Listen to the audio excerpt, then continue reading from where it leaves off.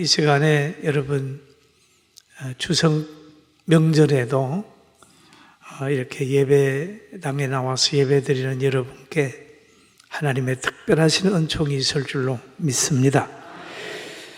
여러분 얼굴 표정을 딱 피세요.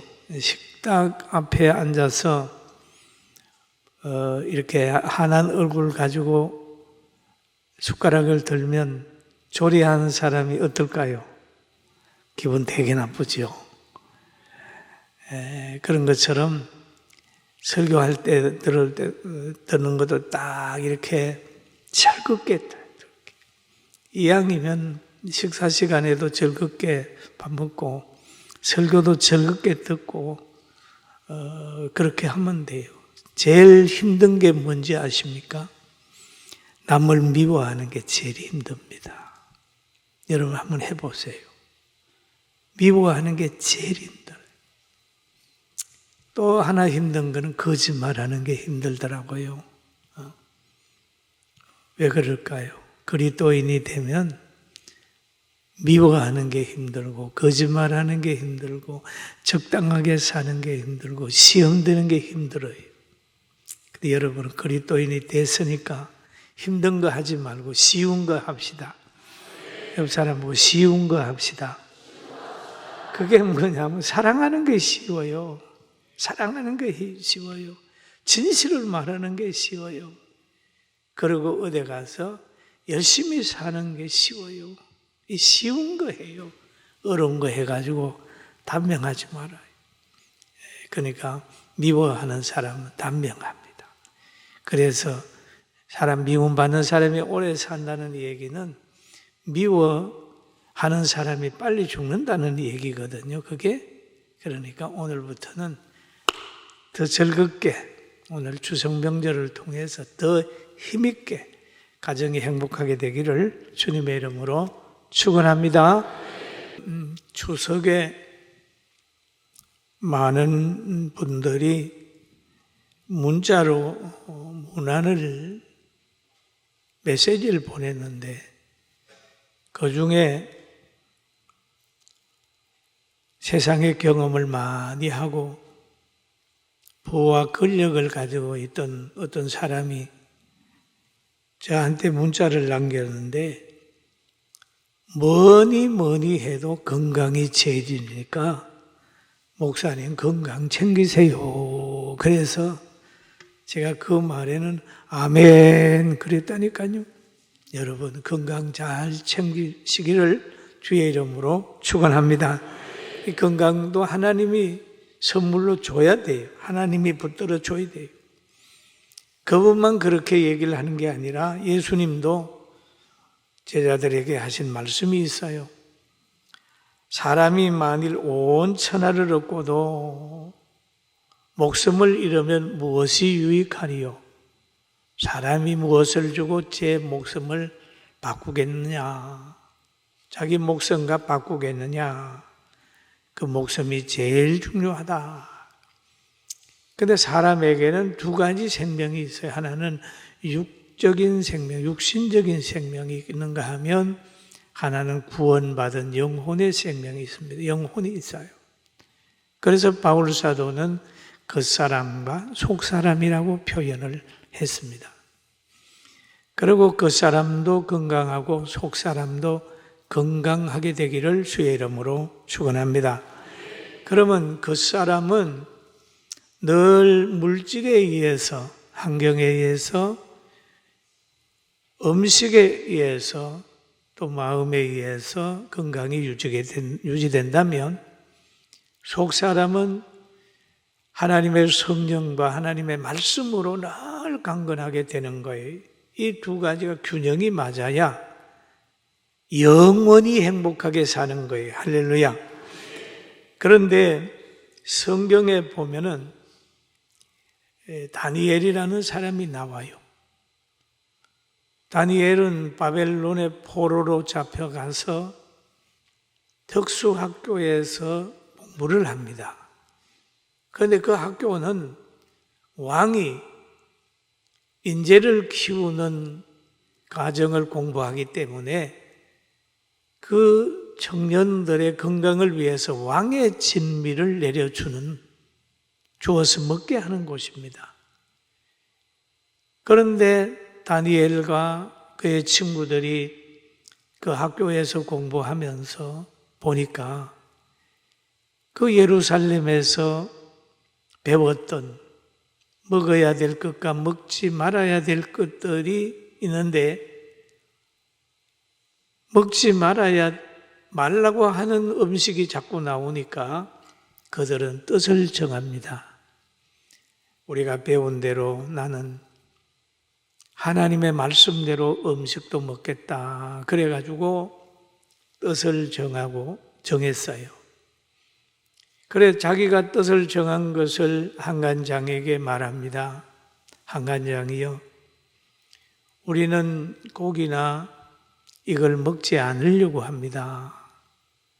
좀 도와주세요. 그럽니다.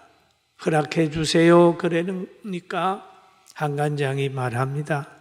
야, 너희들 음식 잘 안 먹어가지고 얼굴이 축이 나면, 초췌해 보이면 왕이 알고 잘못했다고 자기에게 징계를 할 텐데 되겠느냐? 한번 그러면 시험 한번 해봅시다. 해가지고 열흘 동안 시험을 했는데 고기와 포도주를 금하고 물과 채소를 먹으면서 열흘을 잘 지냈습니다. 그러는데 거기에 성경에 보면 왕의 진미를 먹는 사람보다 물과 채소를 먹은 다니엘의 친구들이 얼굴이 더 윤택했다라고 하는 말이 있어요. 더욱 아름답고 또 더욱 윤택했다. 그래, 더 건강해졌다. 그래서 한간장이 그들의 뜻을 받아들여서 그들이 원하는 대로 먹게 했다는 내용이 있습니다. 그럼 여기에서 보면 육체의 건강마저도 먹는 것에서 100% 좌우되지는 않는다. 하나님과의 관계가 있을 때 초자연적인 역사로 강건하게 줄 수 있다라고 하는 것을 성경이 우리에게 보여주고 있습니다. 또 하나는 오늘 본문에 나오는 인물 중에 한 분인데 야곱이었어요. 야곱이 참 고생을 많이 했어요. 그래가지고 지금 가나안에 사는데 자녀들이 속을 썩이는 거예요. 그래가 많이 기력이 쇠해 있습니다. 왜? 요셉을 이런 그 슬픔, 이런 것들 때문에 기력이 많이 쇠해 있을 때에 요셉이 아버지를 모셔오라고 형제들에게 수레를 보냈어요. 그럴 때에 창세기 45장에 보면은 이제 아버지 야곱은 요셉이 자기를 태우려고 보낸 수레를 보고서야 기운이 소생한지라 그랬습니다. 수레를 보고서야 기운이 소생했다. 그럼 먹어서 소생한 것보다는 그 요셉이 살았다고 하는 것과 요셉이 보낸 수레를 보고 난 후에 요셉을 만난다는 기대가 생겼어요. 기운이 확 소생했어요. 여러분, 바로 부모님께 효도하는 것도 기쁨을 드리고 희망을 드리고 그렇게 할 때에 기운이 소생할 수도 있고, 또 여러분 역시도 기쁜 일을 만나고 희망을 가지게 되면, 천국을 사랑하는 마음이 생기면 환경을 초월한 그런 건강과 기력이 회복된다는 사실을 믿게 되기를 주님의 이름으로 축원합니다. 그래서 오늘은 우리 신앙생활을 하면서 늘 희망이 넘쳐야 돼. 희망을 가져. 그러면 야곱 역시 어려움이 올 때마다 하나님을 의지했고, 요셉 역시도 그 많은 어려움 속에서도 늘 하나님을 의지했어요. 그러니까 하나님이 요셉과 동행해가지고 끝까지 총리 자리까지 올려놓는 거예요. 그래서 아버지를 흉년에 고통당하는 가나안에 계신 아버지를 모셔오게 되는 거죠. 그런데 야곱을 가만히 보면 요셉이 수레를 보내서 그냥 그 수레를 타고 온 게 아니라 요셉의 말을 듣고 야곱이 애굽에 온 게 아니라 야곱에게는 또 하나의 계시가 있습니다. 계시가 있어요. 하나님이 그 야곱에게 밤에 나타납니다. 요셉이 수레를 보낼 그때 애굽에 내려가려고 그러니까 밤에 하나님이 나타나서 하신 말씀이 있어요. 그 밤에 하나님이 이상 중에 이스라엘에게 나타나 이르시되 야곱아, 야곱아 하시는지라. 야곱이 이르되 내가 여기 있나이다 하며 하나님이 이르시되 나는 하나님이라, 내 아버지의 하나님이라. 애굽으로 내려가기를 두려워하지 말라. 참 이게 보면 큰 교훈을 주는 거예요. 내가 거기서 너라 큰 민족을 이루게 하리라. 흔히들 보면 요셉이 보낸 수레를 타고 그냥 환경에 오는 것 같지만 하나님의 계획 속에서 지금 요셉이 수레를 보내게 되고 또 야곱이 내려가는 과정에서 하나님이 약속을 하는 거예요. 야곱아, 애굽에 내려가는 거 두려워하지 말아라. 내가 거기에서 큰 민족을 이루게 하리라. 이렇게 말씀하고 있는 거예요. 그런 것처럼 우리는 어떤 환경을 따라서 결정하고 가다가도 우리는 하나님이 어떻게 명령하시는지를 늘 기억하면서 기도해가지고 이 환경에 과연 하나님이 인도하는 것인가? 라는 걸 분별하는 지혜가 있어야 승리합니다. 할렐루야. 자기 마음이 딱 이렇게 됐는데 환경이 딱 오면 하나님의 뜻이다 이렇게 생각하다 보면 잘못하면 요나의 결정을 할 수가 있습니다. 요나가 니느웨로 가기 싫어가지고 이제 다시스로 가려고 했어요. 바닷가에 가니까 다시스로 가는 배가 있는 거예요. 야, 잘 됐다. 타버렸단 말이에요. 그러니까 배가 막 흔들리는 거죠. 여러분, 어떤 환경이 올 때 거기에서 기도 없이 하나님 앞에 묻지 않고 환경 따라 흘러가지 말고 하나님 앞에 기도하면서 하나님께 영광이 되는가? 나의 영혼에 유익이 있는가? 많은 사람을 살릴 수 있는가? 그리고 가정에 행복이 있는가? 여러 가지를 생각하고 성경 말씀에 인도함을 받게 되기를 주님의 이름으로 축원합니다. 그러면서 내려가라고 하면서 하는 말씀이 있어요. 내가 너와 함께 내려가겠고, 하나님이 야곱에게 그럽니다. 내가 너와 함께 내려가겠고, 내가 너와 함께 내려가겠고. 참 중요한 얘기죠. 성경 속에 보면은 하나님이 함께 하는 사람은요, 불무불에 들어가니까 하나님이 거기에 함께 들어와 있었습니다. 사자굴에 들어가잖아요. 거기도 하나님이 함께 하셔가지고 사자의 입을 딱 잡고 불무불에도 함께 했습니다. 야곱에게 하나님이 약속해서 함께 내려가겠다. 그리고 반드시 너로 큰 민족을 이루게 하고 다시 가나안으로 올라오게 하겠다. 라고 하는 얘기는 앞으로 400년 후에 큰 민족을 이루어서 모세가 나타나서 출애굽 사실을 여기에서 하나님이 알려주는 거예요. 그러니까 출애굽되는 것들도 하나님의 계획 속에서 이루어진다는 것을 늘 알아야 됩니다. 사랑하는 성도 여러분, 우리가 살아가는 가정 속에 수많은 일들이 있지만 그곳에 하나님의 간섭이 있다는 것을 알고 기뻐하면서 살아가기를 주의 이름으로 축원합니다. 그리고 오늘 이 본문 속에 보면은 총리 요셉은 바로에게 자신의 아버지와 가족이 있는 것을 보고했다. 참 좋은 총리입니다.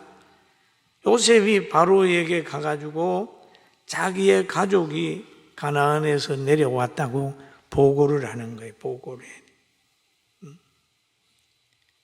그리고 가나안 땅에 거합니다. 보고를 하니까, 그리고 다음에 그의 형들 중 5명을 택하여 바로 앞에 서게 하는 겁니다. 그러니까 바로가 요셉의 형들에게 물어봅니다. 너 뭐 하는 사람이냐? 물어볼 때에 우리는 목축업하는 사람입니다. 그러니까 그러면 너희 중에 나의 양들도 너희들이 좀 쳐달라. 이렇게 하는 거예요. 그러니까 총리로서의 그 굉장한 그 자기 위치를 지키는 거예요. 자기가 총리니까 형들 나 찬스 써가지고 뭐 여기 사세요. 내가 알아서 하게. 그게 아니에요.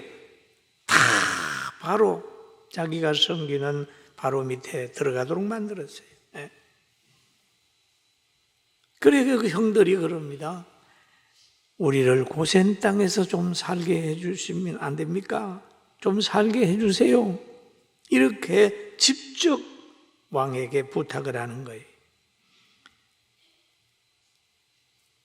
대단히 중요한 거예요.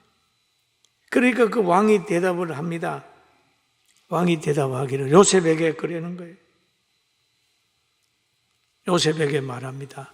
요셉아, 너 형제들에게 그 땅을 주어서 거기에서 행복하게 살게 해라. 그런 얘기. 형들을 청거해가지고 왕 앞에 세운다고 하는 것은 굉장한 사랑입니다.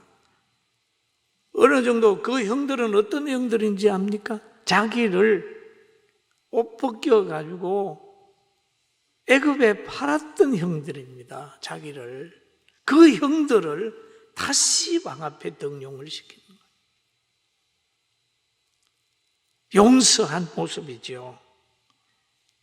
그리고 요셉이 하나님 앞에서 과거 문제를 다 해결한 모습입니다. 창세기 45장 5절에 보면 우리 같이 한번 보실까요? 같이 읽어봅니다. 당신들이 나를 이곳에 팔았다고 해서 근심하지 마소서. 한탄하지 마소서.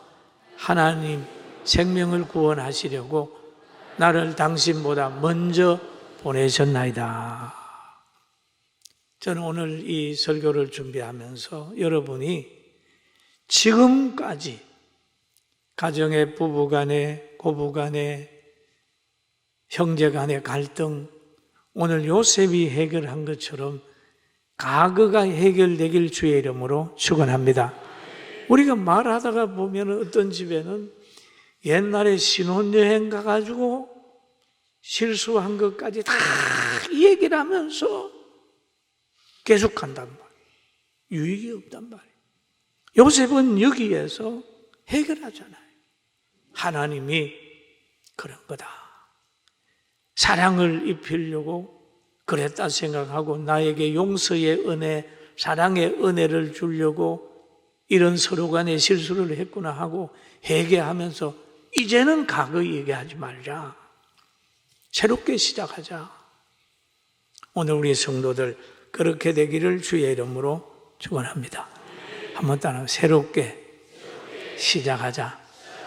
과거는 용서하고 용서받자. 오늘부터는 과거 얘기하죠. 그리고 요셉이 그 얘기를 하면서 당신들의 생명을 보존하고 당신들의 후손을 세상에 두시려고 나를 이곳에 보냈다 그랬습니다.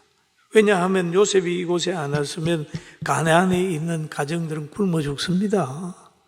굶어 죽어요. 엄청난 재앙이었어요. 그러니까 그 가정을 생명을 구원하기 위하여 하나님이 먼저 나를 여기에 보냈다. 이렇게 요셉은 이해하고 그들을 용서했습니다.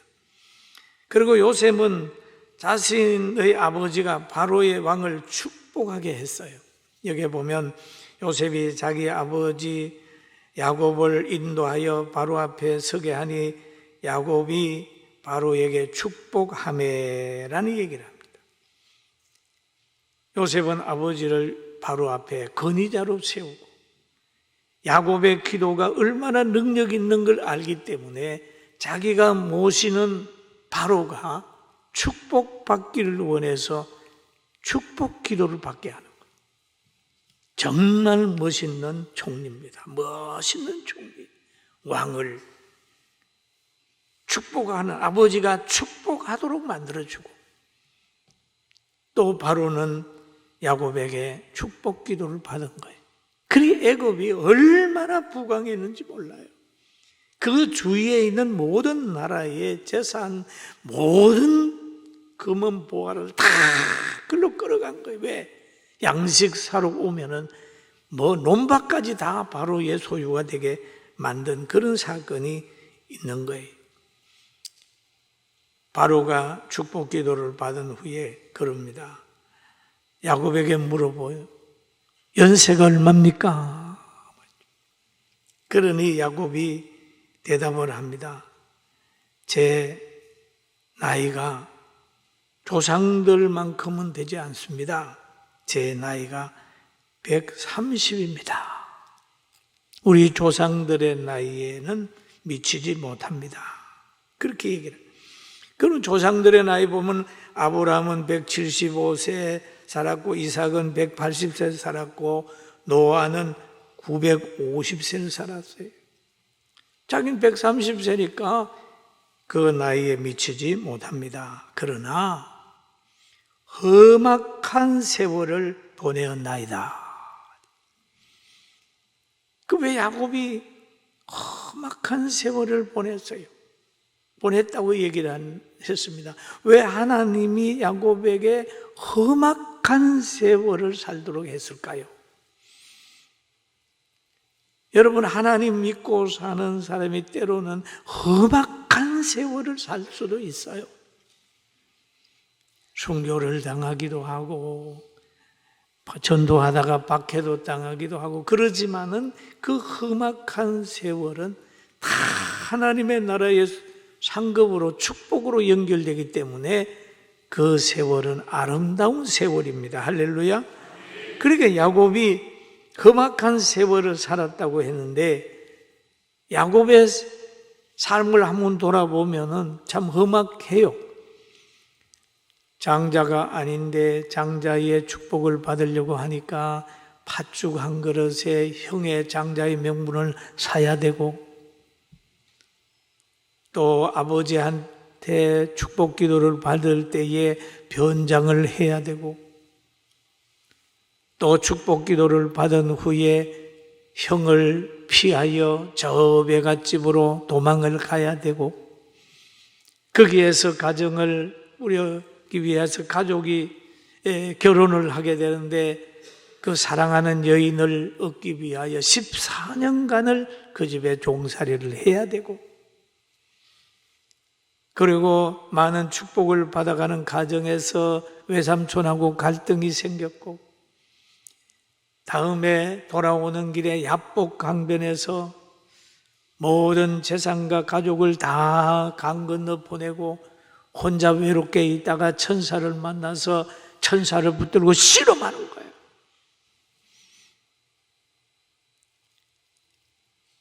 거기에서 끝난 게 아니에요.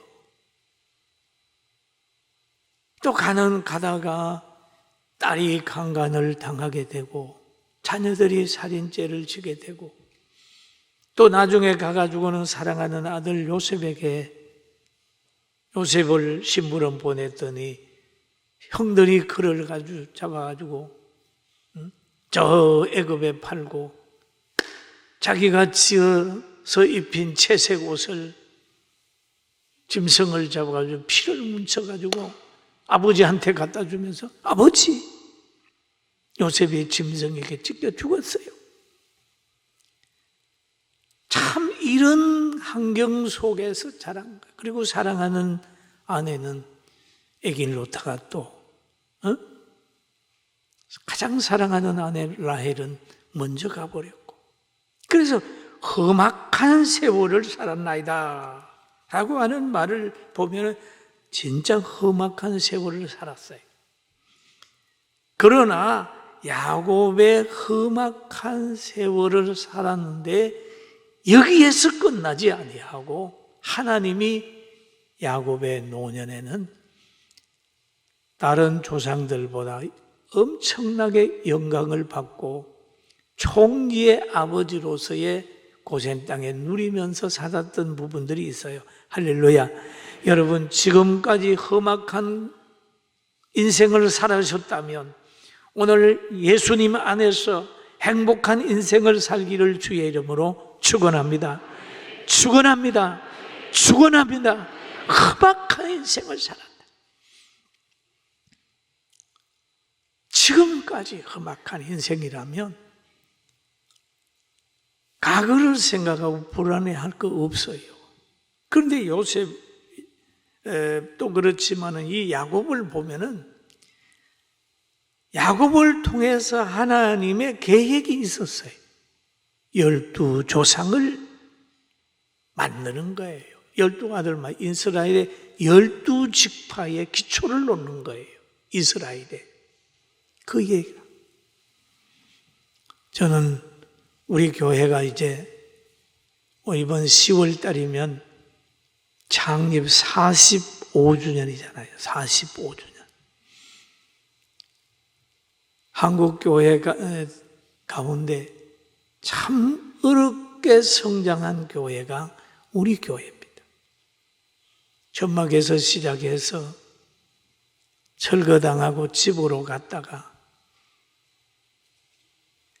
16평짜리로 갔다가 32평짜리로 갔다가 쭉 가면서 예배당 짓다가 돈이 모자라가지고 상업대출인가 하다가 경매를 5년이나 했잖아요. 경매를.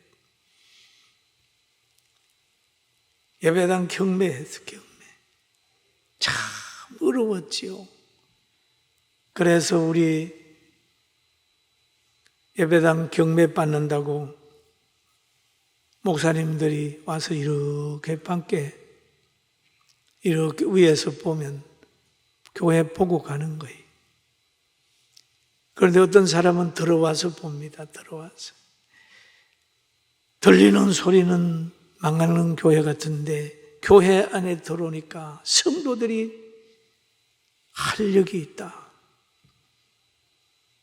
그래서 9번이라고 하는 이사를 하면서 오늘 이 지역에서 가장 아름다운 교회가 예배당이 건축이 되고 우리가 희망이 넘치는 거예요. 할렐루야. 아멘. 참 험악합니다. 그리고 45세, 50쯤 돼가지고 제가 무너졌잖아요. 무너지니까 모든 사람들이 저를 보고 그 목사 얼마 못 산다 이렇게 생각을 했는데 지금까지 살고 있어요. 살고 있어요. 몇 년 전에 어느 목사님을 만났더니 깜짝 놀라요. 왜 그렇게 놀라냐고 그랬더니 죽었는 줄 알았는데 살았냐고. 하나님이 참 우리 교회도 험악한 길을 걸어왔지만은 우리 장로님들, 권사님들 또 오래되고 새로운 분들이 힘을 합쳐서 기도하고 해서 교회사에 기록될 만한 교회로 성장해 갑니다. 할렐루야. 갑니다. 성장해. 여러분, 육지를 그냥 평평하게 흐르는 물은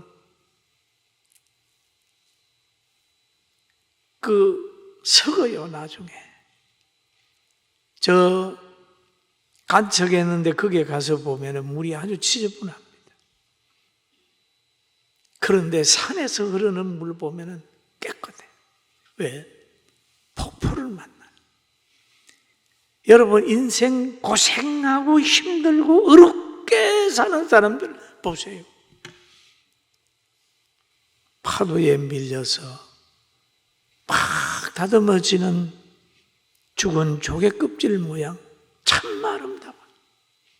여러분, 환난이 오고 어려움이 오면 짜증 부리지 말고 믿음으로 극복하게 되길 주의 이름으로 축원합니다. 아멘. 험한 인생, 십자가 지고 가는 인생, 순종하고 가는 인생에게는 험하다고 생각이 들지만은 그 험함이 나중에 다 영광으로 온다는 걸 알고 십자가 지는 삶이 있기를 주님의 이름으로 축원합니다. 그리고 오늘 이 요셉을 가만히 보면은 참 배울 게 많아요. 요셉은 종리로서의 자기의 혈육의 정이나 동정이나 인간의 생각 가지고 가족을 보호하는 게 아니에요. 왕이 당당하게 자기 가정을 보호할 수 있도록 만들어주는 거예요. 요셉은 그냥 가정의 배경만 되어주는 거예요. 배경만 되어. 그러니 왕이 요셉을 보고 막 그 형제에게 또 아버지에게 살기 좋은 라임셋의 땅을 따로 주는 겁니다. 한 지역을 주는 거예요. 왜? 이스라엘 백성이 애굽 사람들 속에 섞여 살게 되면 애굽 사람들의 정서가 뭐냐 하면 목축업하는 사람들을 좀 그렇게 귀하게 안 보는 정서니까 따로 그들 나름대로의 그 성을 만들어서 살 수 있도록 배려하는 모습이 오늘 이 고센 땅에 모여서 살게 한 것입니다. 사랑하는 성도 여러분, 오늘 우리는 하나님 앞에 어떤 모습으로 살아야 될까요? 저는 요셉을 설교하다가 깨달은 게 있습니다. 나도 요셉처럼 살아야 되겠구나. 우리의 왕은 누구냐? 예수님이 우리 왕인데 늘 성도들이 오게 되면은 내 생각, 내 고집, 내 어떤 것보다는 예수님 마음에 맞는 사람으로 살게 해야 되겠다 생각을 하고, 성도들의 무슨 문제가 있으면 저는 하나님 앞에 기도합니다. 하나님, 저 사람 얼굴이 왜 저래요? 저 가정이 지금 잘 안 보이네요. 저 사람 어떻게 될까요? 늘 뒤에서 기도하다가 보니까 마음의 평강에 있는 거예요. 왜? 내가 책임질 일보다도 주님이 가정들을 붙들고 일하시더라고요. 할렐루야. 그런 거예요. 여러분, 가정에도 마찬가지입니다. 자녀는 하나님이 주신 자녀이기 때문에 내 이성보다는 하나님의 말씀으로 가르치고, 또 장로님이나 부서장들이나 구역장들도 자기 밑에 성도들 두지 말고 다 하나님의 말씀으로 키워요. 그러면 그들이 어디 가도 복을 받아요. 할렐루야. 그렇게 건강한 성도가 되는 거예요. 이단들의 특징은 뭔지 압니까? 자기를 따르게 하는 거예요. 나 따라와야 구원이 있어, 나 따라와야 축복받아, 이걸로 해가지고 자꾸 자기를 따라와. 그러나 우리는 진정 따라야 될 분은 예수님입니다. 할렐루야. 예수님. 그럼 우리가 예수님의 말씀을 마음에 딱 아로새겨야 돼요. 그러면 예수님께서 우리에게 관계의 지혜를 주는데요, 관계의 지혜는 뭐냐? 하나님 앞에는 순종의 지혜, 하나님의 예수 그리스도를 믿는 믿음의 지혜를 주는 거예요. 그리고 하나님께는 영광을 돌리는 지혜예요. 그게 하나님 관계. 부부의 관계는 뭔 관계인지 압니까? 남편을 존중해야 됩니다. 남편을 우습게 보지 마세요. 그리고 아내는 뭡니까? 사랑해야 됩니다. 이 관계. 한번 따라 합시다. 남편 우습게 보지 마라. 자기가 우스워지는 거. 아내 함부로 대하지 마라. 사랑해야 된다. 사랑해야 된다. 여러분, 아내는 성경이 얘기를 하는 거예요. 약한 그릇이. 소리 지르지 마라. 약한 그릇. 기업을 함께 받아갈 사람이다. 강의에는.